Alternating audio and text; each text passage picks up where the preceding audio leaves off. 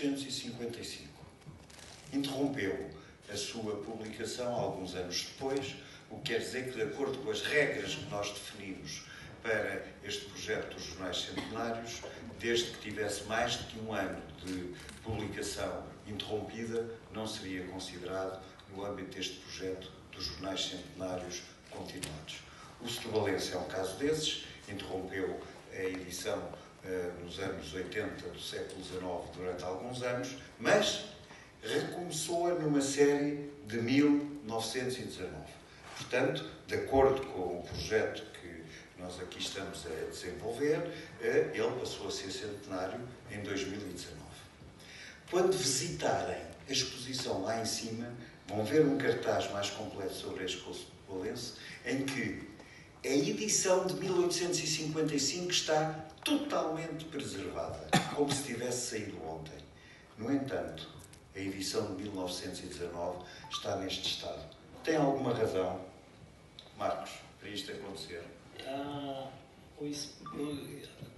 partir de 1830, na era vitoriana, havia uma grande pressão da indústria, do comércio, da administração, tanto pública quanto privada, das escolas, dos meios de comunicação, ou seja, todos aqueles setores que tinham sido tocados pelo consumismo que vinha se desenvolvendo na Revolução Industrial, passaram a demandar uma quantidade maior de papel para o uso nesses segmentos. O que acontece é que a produção artesanal anterior, como é o caso dos jornais do Setúbal de 1850, era uma produção feita por maceração, a produção do desenvolvimento. O papel era feito artesanalmente, sem os aditivos que foram utilizados depois de 1830, de forma que toda uma geração de jornais que vem depois dessa data, eles sofrem de um vício intrínseco, que é a acidez do papel no interior da massa, que a gente chama de pasta química,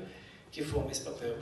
Então, esses papéis, a partir dessa data, eles passam a envelhecer muito mais rápido do que os outros. Não é sem sentido que nós encontramos exemplares de papel do século XVI, do século XVII, em melhor estado do que em papéis do século XIX.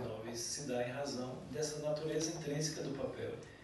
Esse processo deixa o papel amarelado, que se dá por um processo da precipitação de um dos elementos constitutivos do papel, que é a lignina, pela ação da umidade, pela presença de luz, ou seja, uma série de fatores implicam na preservação desse papel. É muito mais difícil manter esse papel.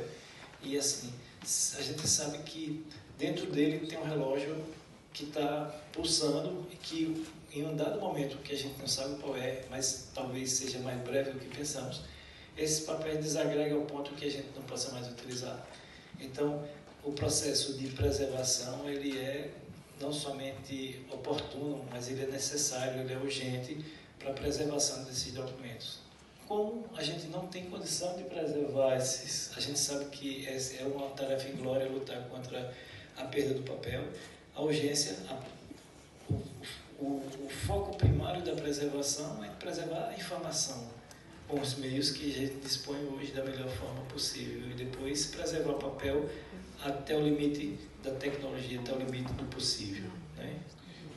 Então, Marcos e Lúcio, é por isso que nós temos vindo a falar com a Universidade de Aveiro, está aqui o seu vice-reitor e a diretora do Departamento de Comunicação e Artes,